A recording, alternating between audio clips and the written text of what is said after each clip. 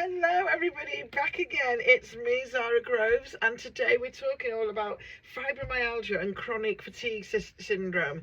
And with me today I've got a lady called Lucie Oakley, who is actually a coach. Oops, I've just moved from the microphone, don't move, Zara. Who is actually a coach in this, and she is, well, in fact, I'm going to let her tell you all about herself. So here's Lucie Oakley. So tell us about yourself, Lucie. How did you come to be a fibromyalgia coach? Hi Zara, hi everybody. Thank you very much for inviting me on today. It's a real pleasure to be here. So I have fibromyalgia myself. I've had it for a long time, over 20 years, probably about 23 years now.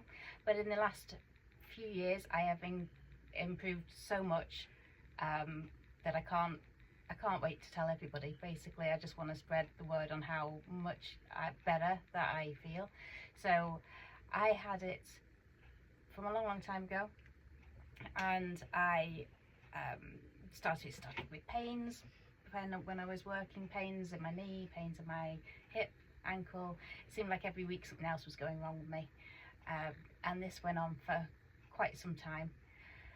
My fibromyalgia wasn't as bad as some people's, because it can be really bad. It can be really debilitating and get people bedbound or housebound. I was always kind of functioning. I was getting by. I was still working part-time. I was still bringing up kids, but it was quite a struggle.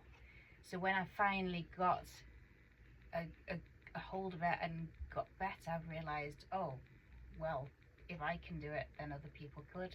And I retrained. I have a background in holistic therapy, so it wasn't a big jump for me, and I did some research, did some training, and now I'm here just to help other people, to try and get them out of this cycle of the doom of the illness, basically.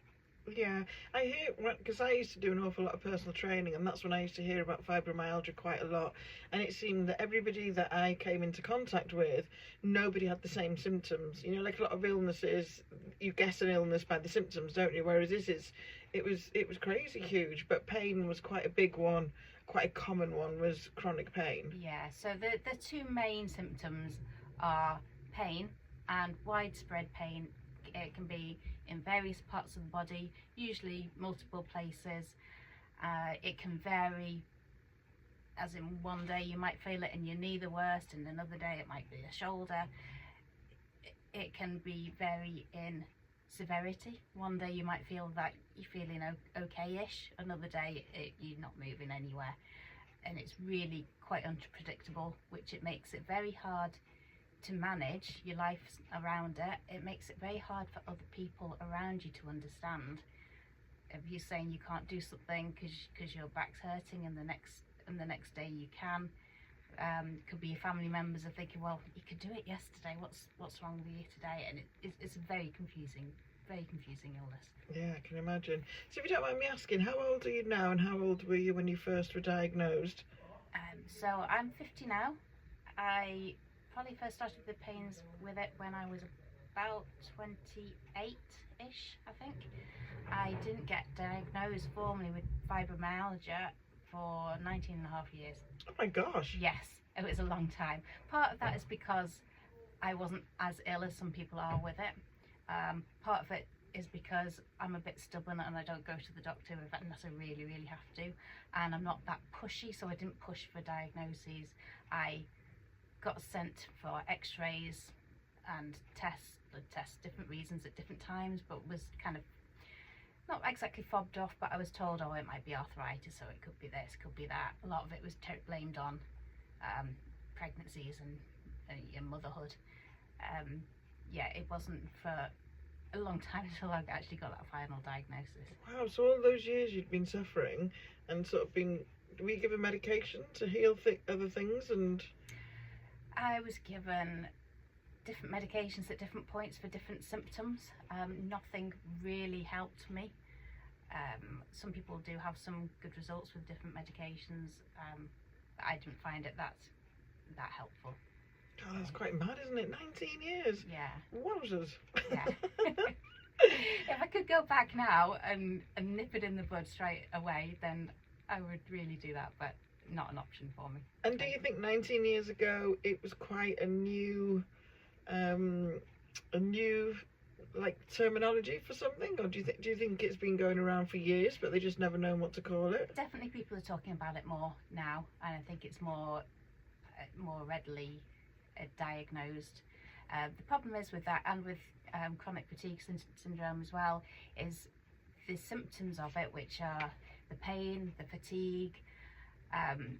There's also a lot of brain fog, confusion, and other associated side symptoms like insomnia or stomach problems, depression. There's a whole host of symptoms that you might have that are part of fibromyalgia or chronic fatigue, but they also overlap with each other. They also overlap with a lot of other illnesses as well.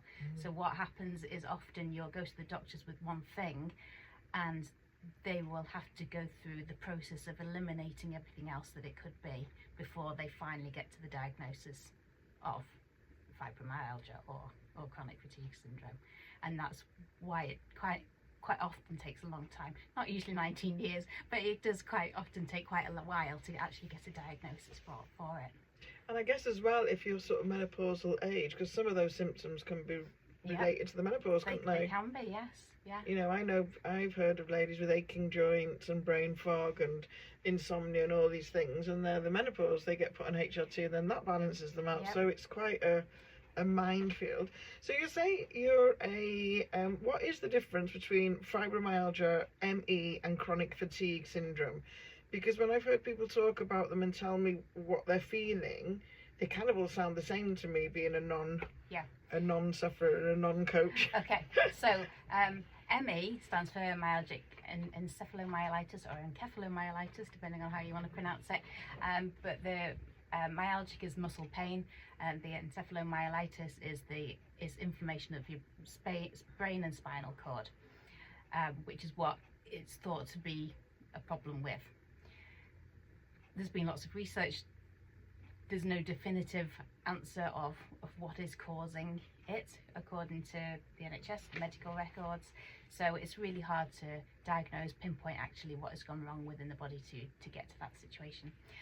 CFS is chronic fatigue syndrome, which is the same thing. Two names for the same illness. Okay. You'll call it whatever your doctor's called it when he's diagnosed you, basically. Okay. And there may be a few squabbles about, you know, what's the correct term, but essentially the same thing, same set of symptoms, same contributing factors.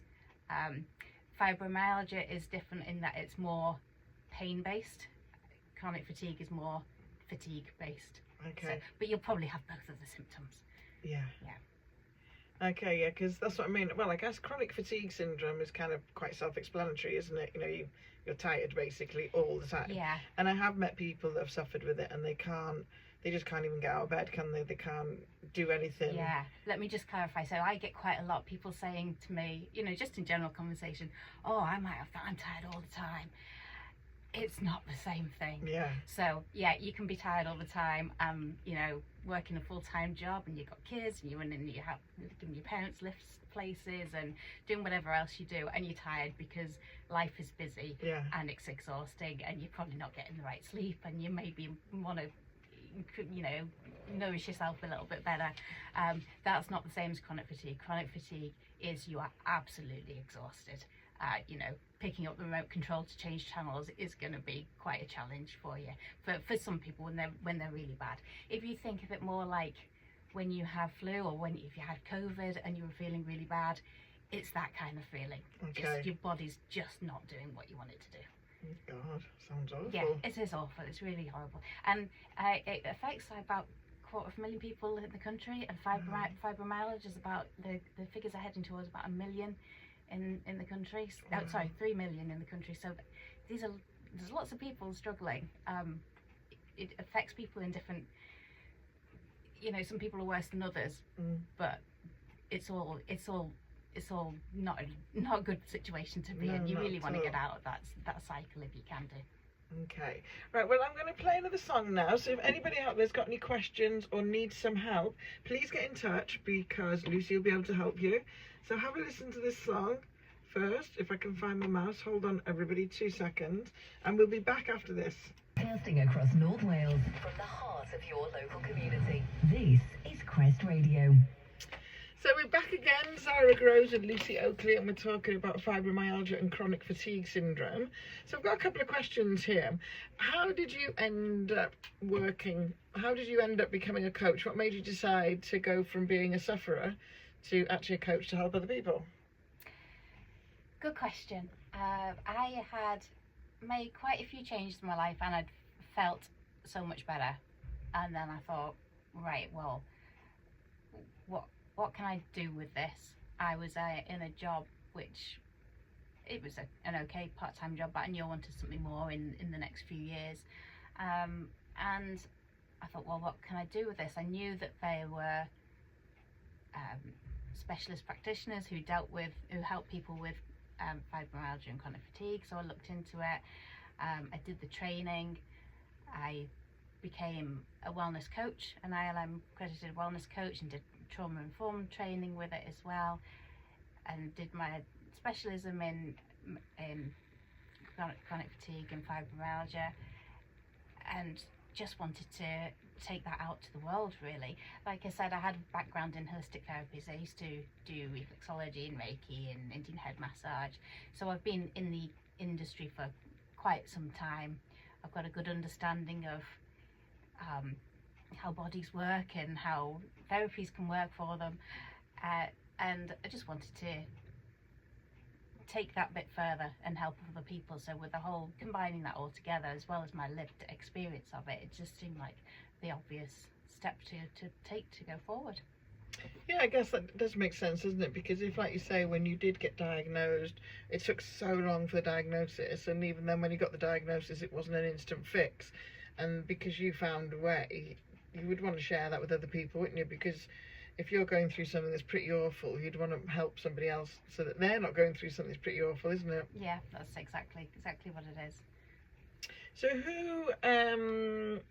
who does this affect? Who can fibromyalgia and chronic fatigue syndrome affect, or who does it normally affect? So effectively, anybody can get it, and we're talking children, older people, male, female. Anybody can have it, but it mainly affects women. The largest portion is with women, and from mid-20s onwards. When it gets to later life, obviously these things we have other things that go wrong with us as well, so it kind of gets caught up with those and might not be as easily identifiable. It might be just put down to other things like arthritis or other things that you might have. So the bulk is largely women, kind of adult women. Yeah. Yeah, so sort of from your sort of 20s onwards, kind of onwards, mainly. Yeah. Okay. Yeah. Gosh, it's quite it's quite mad. Like I said, I'd never heard of it until quite a few years ago, and then all of a sudden I started hearing lots about it. And so when people do finally get the diagnosis, so I'm assuming they go backwards and forwards to the doctor a few times, and then they finally get diagnosed, what happens next? Well, there's a little bit of a lottery. So you would get your GP. They might diagnose you, or they might refer you on to somebody else, like a rheumatologist typically, or somebody that deals with your nervous system. The message that I get from most people that I speak to is that they're not given a lot of help, and this is because there's just not one magic pill that you can take for 2 weeks and then make it better, which is what we all hope for. We are kind of brought up to believe there's something wrong with you. You go to the doctors, they give you some tablets, a couple of weeks later you're absolutely fine, and that would be amazing if that was the case for these illnesses, but unfortunately it's not. And unfortunately a lot of people are told, well, there's not much we can do. You can try this. I mean, you might get given some painkillers or sleeping tablets or antidepressants. There are a few things that people are typically given or offered, and then they might get offered a pain management clinic, which is really quite helpful, or you might get sent for some physio or some CBT, so cognitive behavioural therapy, and these are all quite useful tools So if you offered them, take them. But of course the problem with these things is that you often have to wait till you get them. And the general message that people are given is, this is what you've got, there's not much we can do. So you get geared up to having an answer, and you're like, oh great, I know what it is, and then all of a sudden you're just told, well, that's your lot, and it's a depressing outlook. It's not very helpful.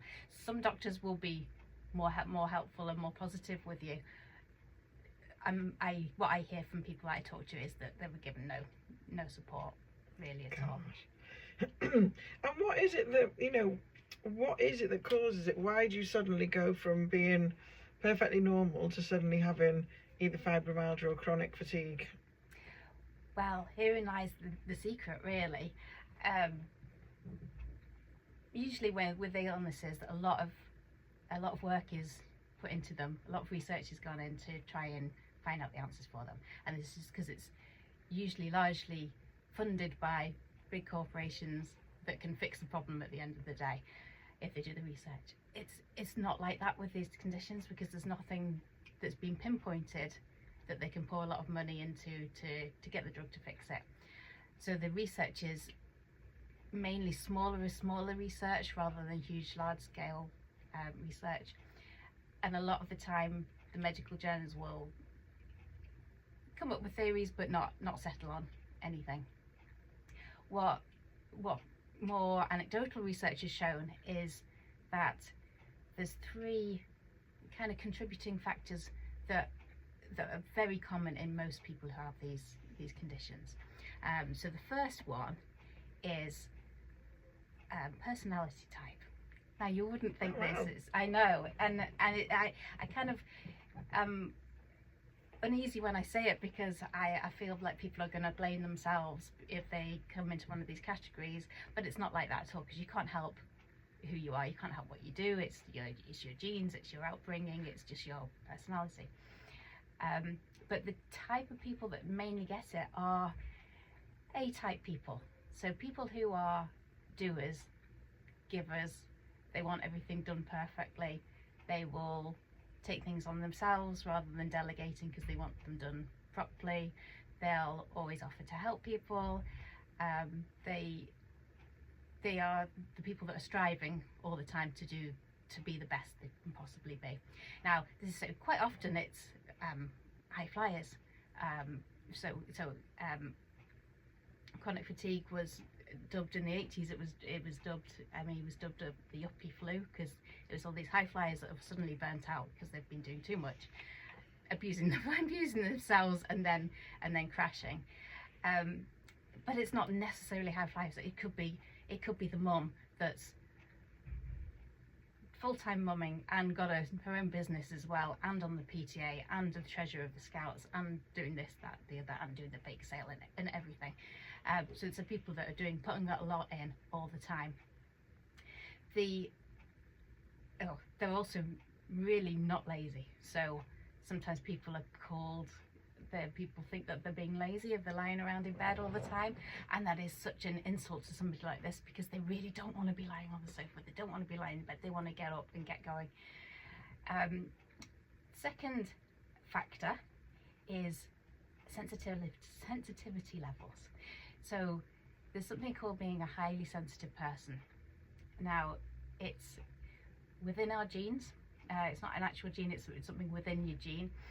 And about 20% of the population are highly sensitive, which means that they feel things more than other people. So it can be things like you might smell, your sense of smell might be really good. Lights are very bright and quite triggering for you. You can taste things that other people can't taste. Everything just feels that bit more for you. And it's the same with emotions. You feel the emotions much more deeply. Now, it's not necessarily a bad thing. These are the people that you want to be our doctors and nurses, people that look after us, because your empathy levels are going to be really high. You can think of what people are thinking, how they're feeling, and preempt them and try and help them. So it's actually a really positive thing. But it does mean that everything that goes on around us affects us that little bit more. And the third big trigger is trauma. So childhood trauma in particular, but not necessarily childhood trauma. So when we talk about trauma, they're the big traumas that we'd all think of as traumas, like if you had a bad car crash, or you were abused, or a parent died. They're big traumas that everybody would identify as a trauma. So the more of these that you have in your childhood, the more likely you are to have a chronic illness in later life. There's been studies by this guy, Dr. Folletti, in the US, and he had this huge scale study with all the results were showing that the more traumas you have, the worse your illnesses are going to be in later on in life. But traumas aren't always these big traumas. They can be little traumas too. They could be you fell over in primary school, everyone saw your knickers and laughed, and it was really humiliating for you. That was a trauma. All these little things that add up. If you haven't had any trauma, then you haven't had a childhood. That's what the saying goes. But all these little traumas can add up, and the way that we deal with them is different. It's very unique for each person. But if you're a highly sensitive person, they're going to affect you more deeply, which brings it back into line with a highly sensitive person as well.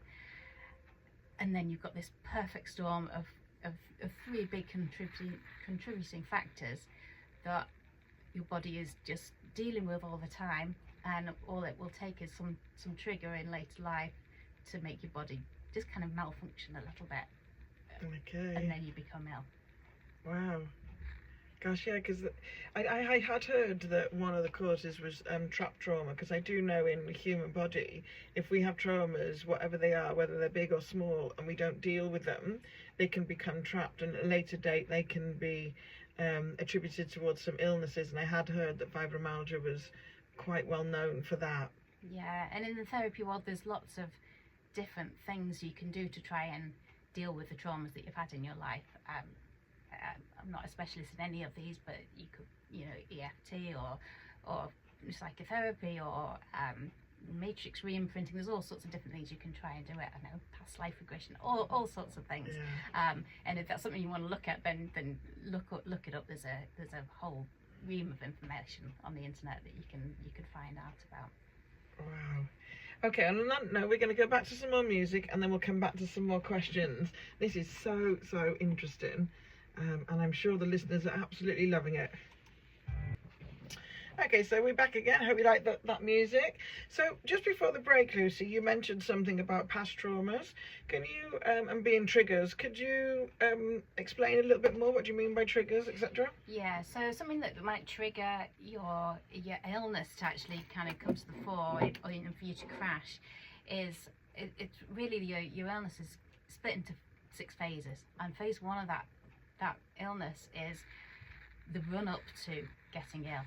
So this is when something's not right with your body or your life, and your body's trying to tell you and you're ignoring it. So common things like a headache, or stomach upsets, or a rash, something like that, or not sleeping. These are little triggers, little symptoms that your body is using to tell you that something's not quite right. You're doing something wrong, whether it's you're in the wrong relationship, or you're in the wrong job, or you're staying up too late partying, or whatever it is, you're not eating right, something like that. It's trying to tell you, and it's trying to warn you. And the longer you go on ignoring it, the more signs it's going to show you. It's going to show you another rash, another something else wrong with you.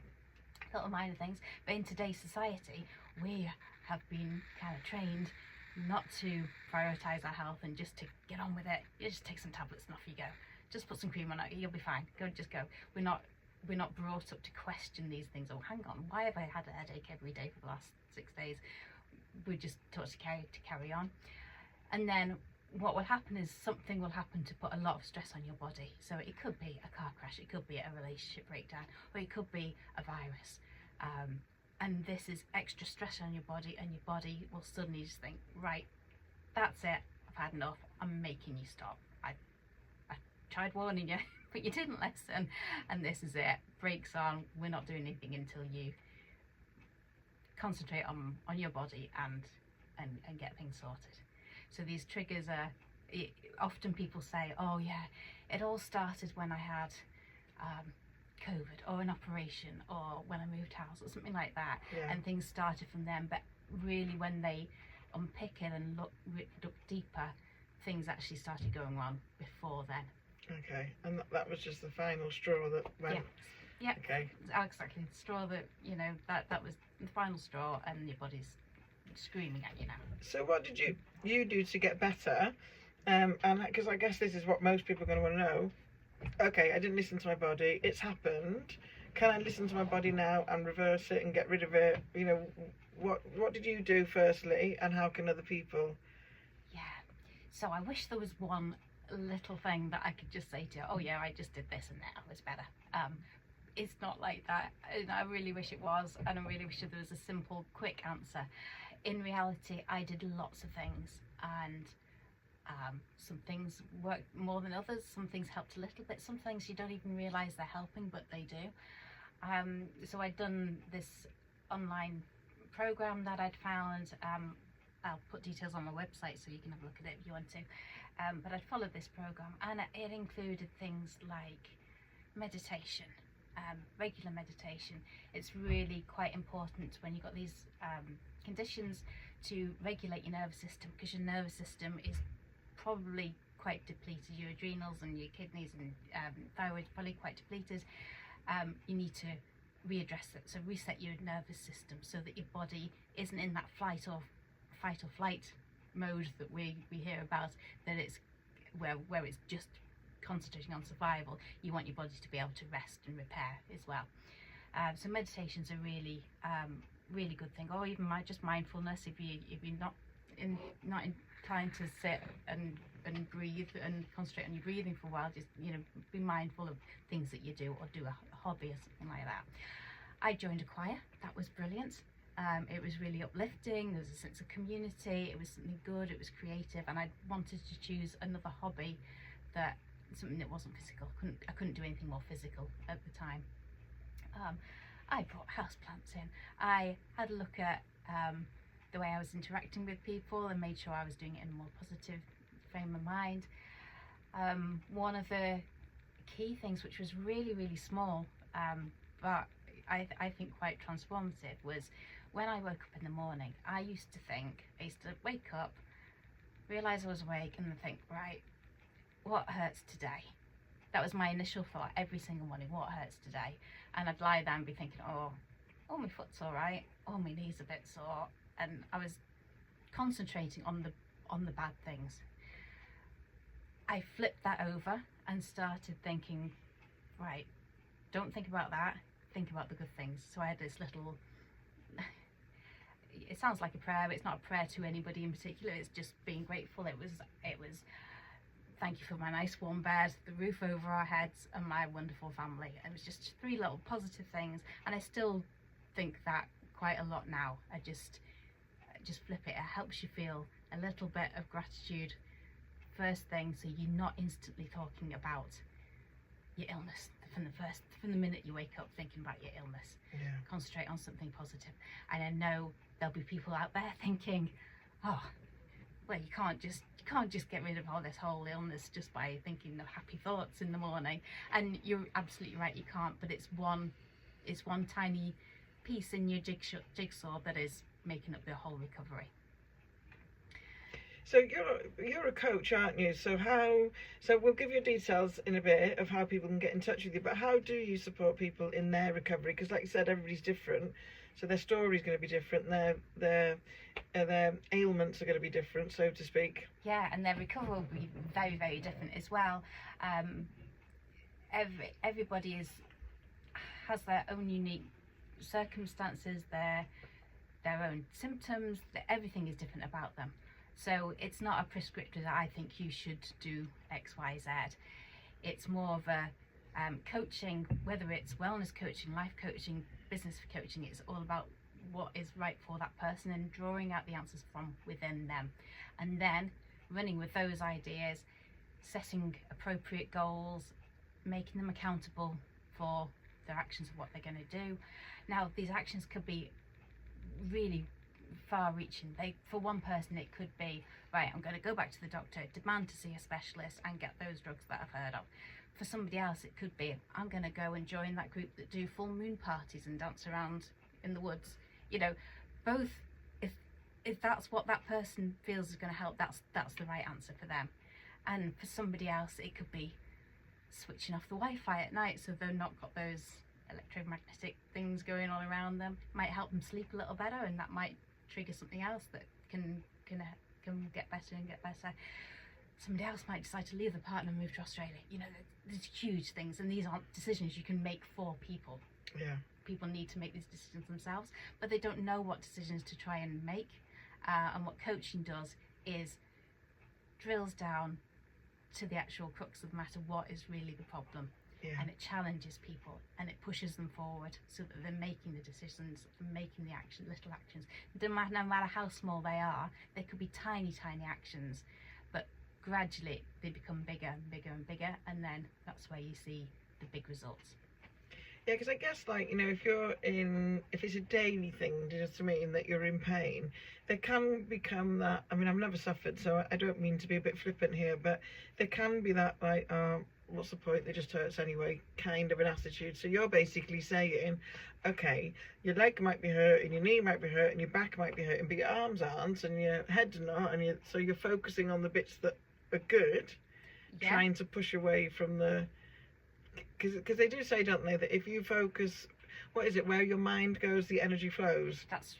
They do say that. It's a really quite a good thing to live by. So neuro-linguistic programming, NLP for short, is I'm not a specialist in, but the crux of it is that when you're thinking thoughts, your brain is creating little channels, and your brain will then follow these channels that are the least resistance. So imagine water, drip of water gradually making a stream. So it's going to go down the same channel all the time.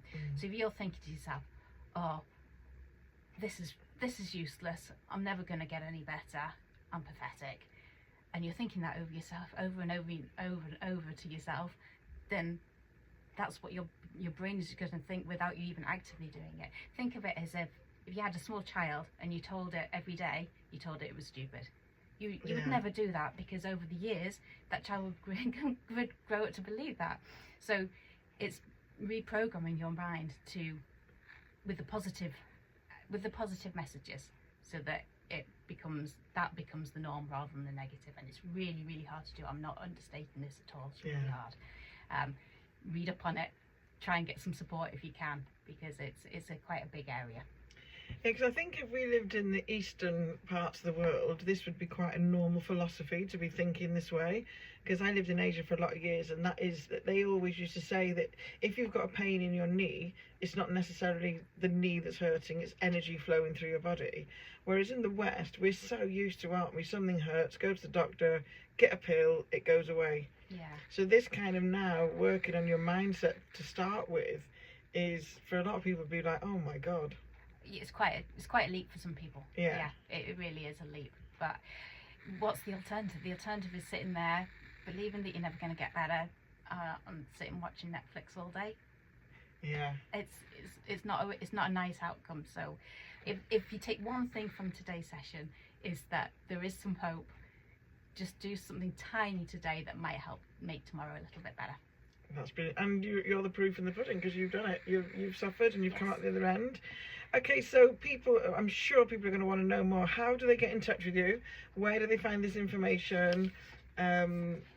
Is it social media? Is it website? What would you like to say? So if you go onto my website, which is acornwellnesscoaching.co.uk, there's some information on there. You can also sign up and get my top tips for dealing with these conditions if you want as well. If you want to just email me, it's just info@acornwellnesscoaching.co.uk, or you can find me on Facebook. I'm under Acorn Wellness Coaching.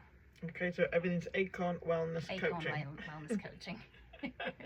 Well, it's been really, really amazing having you on the show today, Lucie. I'm sure lots of our listeners have really loved what you're saying, and hopefully we'll be helping some people out there. Yeah, thank you very much for having me here for them today. to get into touch with you. So thank you everybody for tuning in. So this is my song playing us out for the day, and I'll be here again next Thursday. And next Thursday we're talking all about Ayurvedic healing. So goodbye everybody. I have a fabulous day and I love you lots. Bye.